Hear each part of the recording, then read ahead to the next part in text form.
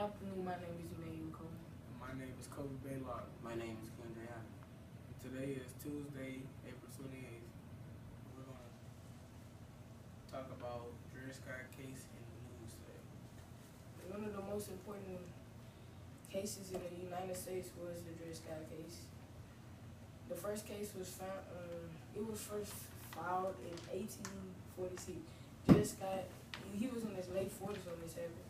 He was born in Virginia around 1799, and he was the property his parents had been of the Peter Blow family. He had spent his entire life as a slave and never got the opportunity to learn to read. Dre Scott moved to St. Louis with the Blows in 1830, and he was soon sold due to Blues' financial problems. He was purchased by Dr. Jones Emerson, a military surgeon stationed at Jefferson Brackett in South St. Louis, and accompanied him to posts in Illinois and the Wisconsin territory, where slaves had been prohibited, to the Missouri Compromise in 1820. During the period, Dre Scott married Harriet Robertson as a slave at Fort Snelling. They later had 4 children, 2 boys that died in infancy and 2 girls, Elizabeth and Lizzie. John Emerson married Ari Stanford.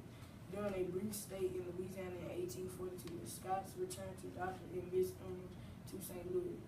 John Emerson died the following year, and it believed that Miss Emerson hired out Dre Scott, Harriet, and their children to work for other families. Justice agreed that Dre Scott should remain a slave, but Taney does not stop there. He also ruled that as a slave, Dre Scott was not a citizen of the United States and therefore had no right to bring suit in the federal courts on any matter. Scott was the name of an African American slave.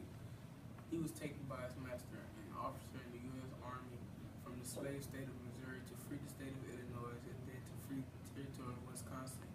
He lived on free soil for a long period of time.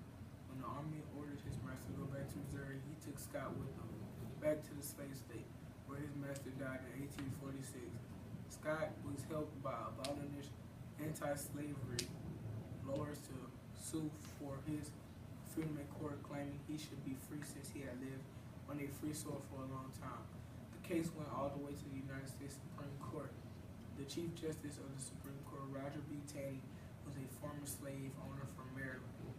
In March of 1857, Scott lost the decision as 7 out of 9 justices on the Supreme Court declared no slave or descendant of a slave could be a U.S. citizen or ever have been a U.S.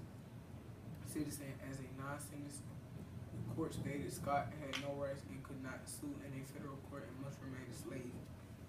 At that time, there were nearly 4 million slaves in America.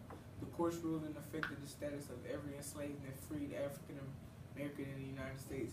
The ruling served to turn back the clock concerning the rights of African Americans, ignoring the fact that black men in 5 of the original states had been full voting citizens dating back to the Declaration of Independence in 1796. The Supreme Court also ruled that Congress could not stop slavery in the newly emerging territories and declared the Missouri Compromise of 1820 to be unconstitutional. The Missouri Compromise prohibited slavery north of parallel 3630 latitude in the Louisiana Purchase. The court declared it violated the 5th Amendment of the Constitution, which prohibits Congress from depriving persons of their property without due process of law. Dre Scott stayed in Street and he found work as a porter in a local hotel, but after only a little more than a year of true freedom, Scott died from two blisters on September 17, 1858. Dre Scott is buried in the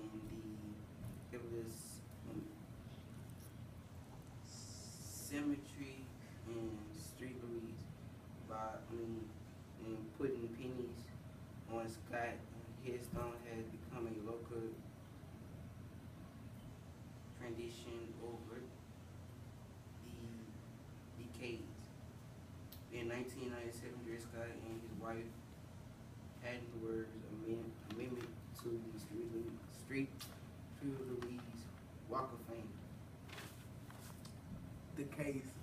The Dred Scott case was first brought to trial in 1846 on the first floor West Wing courtroom of St. Louis Old Courthouse. The Scotts lost the first trial because hearsay evidence was presented, but they were granted the right by the judge to a second trial. And the second trial held in the same courtroom in 1850, a jury of 12 white men heard the evidence and decided that Dred and his family should be free. Slaves were valuable property, and Miss Emerson did not want to lose the Scotts, so she appealed her case to the Missouri State Supreme Court, which in 1852 reversed the ruling made at the Old Courthouse, stating that times now are not as they were when the previous decisions on the subject were made. The slavery issue is becoming more divisive nationwide and provided the court with political reasons to return Dred Scott to slavery. The court was saying that Missouri law allowed slavery and they would uphold rights of slave owners in the state at all costs. That's it for the Dred Scott case. Now on to the forecast. I'll pause it, right?